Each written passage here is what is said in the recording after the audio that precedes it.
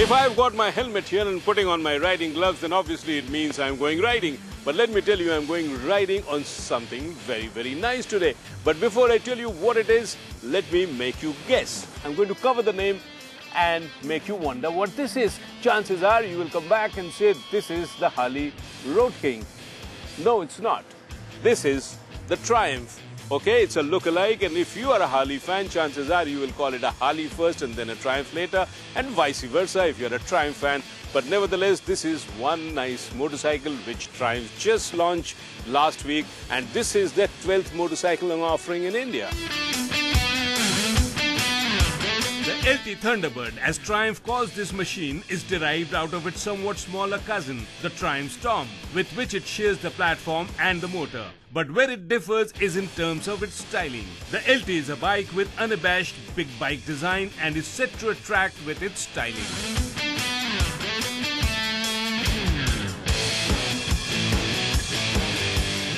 If Triumph had something missing in their India lineup, then it was the presence of a big cruiser bike. But now with the launch of this Thunderbird LT here, they seem to have filled the gap. This is one bike which really looks inviting for a long highway cruise with comfortable seats, 2 panniers on either sides to carry what you need for an overnight stay, a big nice tank, a powerful engine and lots of chrome to give it that big bike presence. The LT might look big and a bit intimidating at first sight, but as you engage gear and start rolling, it becomes quite easy to ride, and what helps it do so is an extremely comfortable riding position. The handle, the controls are quite ergonomically positioned and easy to reach, and the padded seats are extremely comfortable, especially if you are on a long ride. And the foot pegs, or more aptly I should call them footboards, are positioned aft to provide that typical cruiser riding position. And the LT is sure to get its share of attention with its massive presence.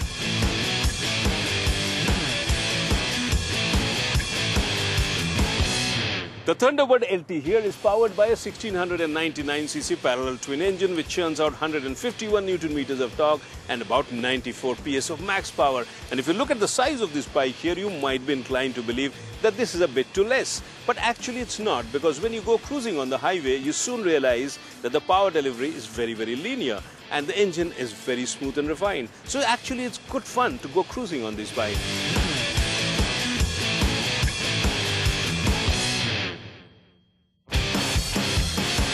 I have been quite impressed with the Triumph engines lately. They had all turned out to be refined and extremely eager to churn out the power. And in this sense, the LT is different. The engine continues to be smooth, but it is not an overeager motor you have on board. It's much more relaxed, and at the twist of the throttle, the engine does deliver enough, but it's more in the cruiser style than that of a manic performer.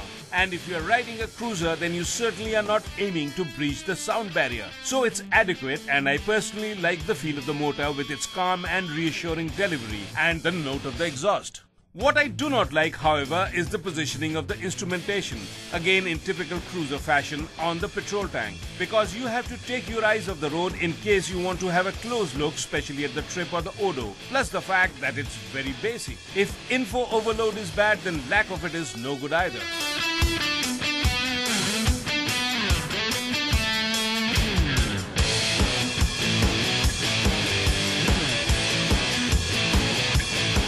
The engine is mated to a 5-speed box, and I feel compared to the other Triumphs I had ridden lately, in this LT the gear shifting is not as smooth, but the gearing is tall, so it doesn't necessitate too many frequent changes in case you are caught in city traffic.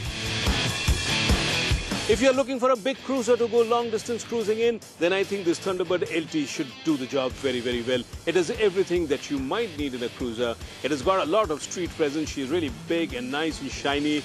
Lots of power coming from the engine, and the seats here are very, very comfortable. And the riding position too is nice, so you can go cruising without getting really tired easily. In fact, this is one bike which begs to be ridden and ridden long distance. On top of that, the pricing too is very, very attractive, because what the competition offers you is much higher than this. So you do well to have a look at this if cruiser, a big cruiser I should say, is what you have in mind.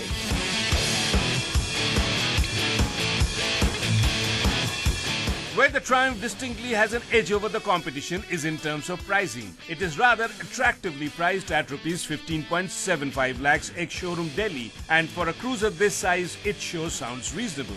And considering that with this Triumph you are not only riding a big machine, but you are also riding modern technology, this is not a bad deal at all.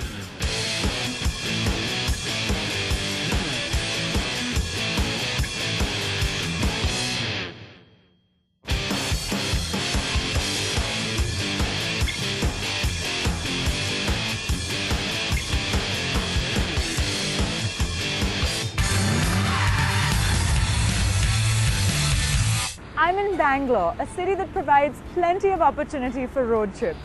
There's so many beautiful places in Karnataka and in Tamil Nadu within driving distance from here. So over the next few days, I'm going to be visiting several interesting destinations. First of all, I'm heading to Mysore, a city famous for its palaces and for its significant role in South Indian history. Then I'm going to drive further south, but that's for later. Time for me to get going and make my first stop in Mysore. What I'm going to be driving today is an ideal car for a holiday. So it's no surprise that the Hyundai Grand i10 has been a hit ever since its launch. Even though it's compact on the outside, it's really comfy and spacious on the inside. And it's a car that's packed with cool features. It has rear AC vents, a reverse parking sensor, and a multi-function button steering wheel, which means that I don't have to lift my fingers off the wheel to change the radio station, for example, while driving. Now, speaking of music, the stereo system is great and it comes equipped with a Bluetooth connectivity that allows you to hear your favorite tracks from your phone. It's just perfect for a long drive.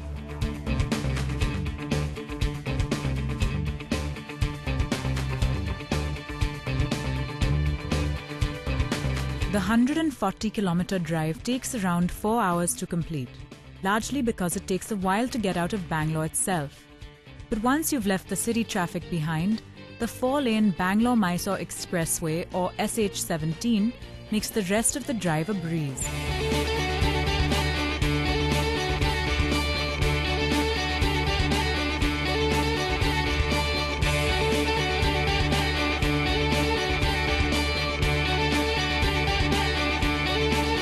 The Grand i10 is powered by a petrol engine, a 1.2-litre Kappa engine which peaks out at 83 PS. That's actually pretty healthy for a small compact like this. Now, the rear wipers and the fog lamps are such useful features in hilly terrain like this, particularly if you're driving in the monsoon. And of course, it's an absolute breeze to drive on the highway. With all of these features, it's also a lot of fun.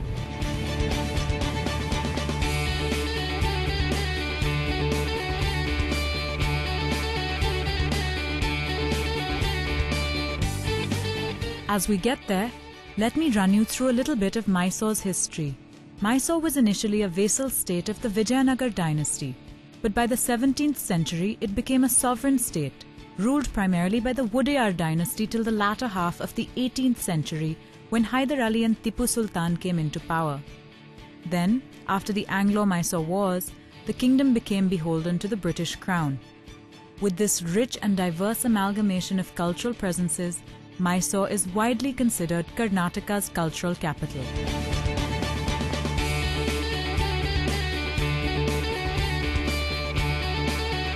After a smooth and scenic drive, I've reached Mysore, and of course my first stop had to be the Mysore Palace.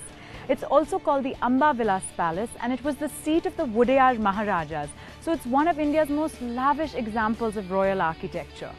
Now, the palace was actually gutted by fire in 1897. So what you see here is what was reconstructed in 1912 by the British architect Henry Irwin. And the architectural style can be described as Indo-Saracenic because it combines Hindu, Muslim, Gothic and Rajput elements. Now, I'm looking forward to walking around the palace grounds. So let's go.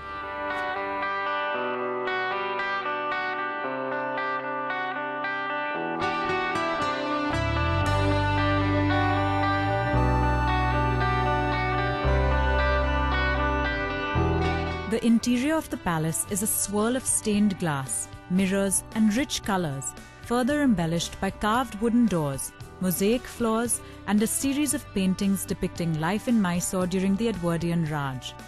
And if you're intrigued by weapons, you should make sure you check out the Armory, which has over 700 swords, guns, spears, and all kinds of other grisly stuff. Unfortunately, photography inside the palace is prohibited, so you have to take my word for it.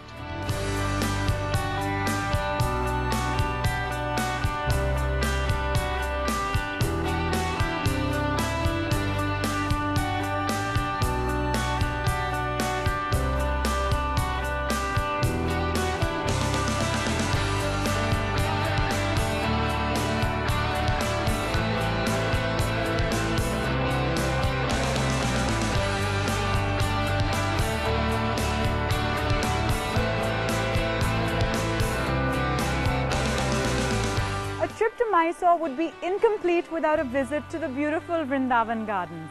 They're located around 19 kilometers from the city centre, and it's just the perfect way to while away an afternoon amidst the flowers and the fountains. I highly recommend a visit.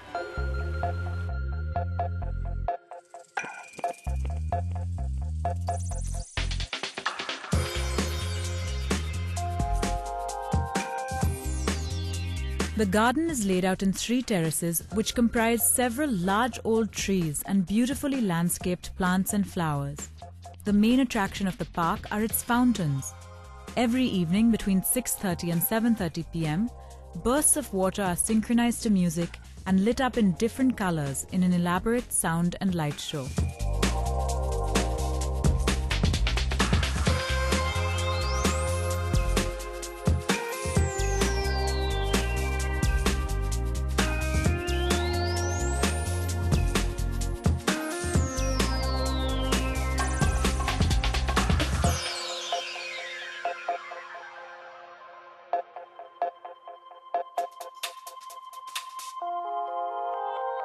For architecture buffs, Mysore has no dearth of special buildings and monuments. I'm here visiting St. Joseph's Cathedral, more popularly known as St. Philomena's Church. Now, this is one of South India's oldest and largest churches, and it's emblematic of the neo-Gothic style of architecture, with its pointed arches and its stained glass windows.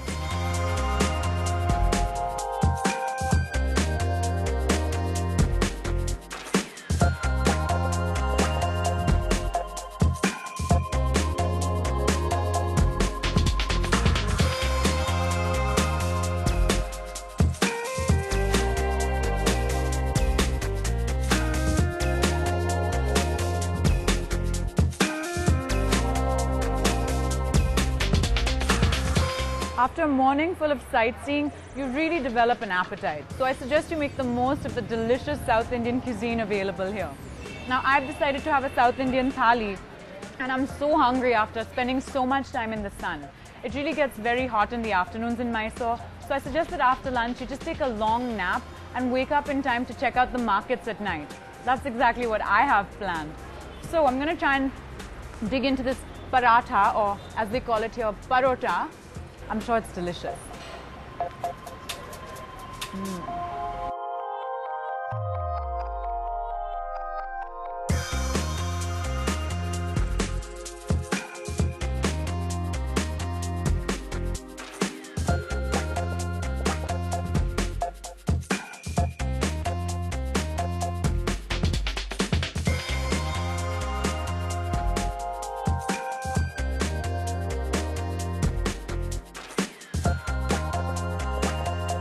If Mysore is magnificent in the daytime, it's also just dazzling at night.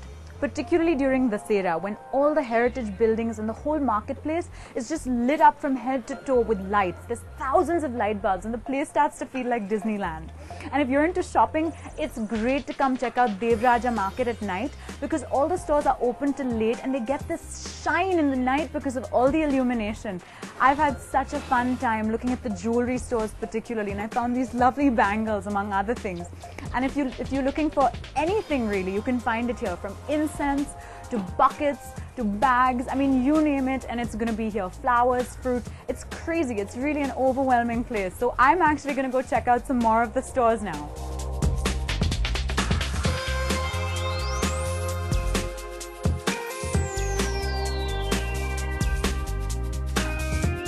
Mysore is full of things to do and places to see.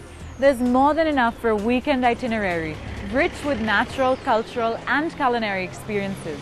And it's been such fun to drive the Grand i10 around here. But I'm already set for my next destination, which is going to be Ooty. I look forward to another beautiful drive. See you next week.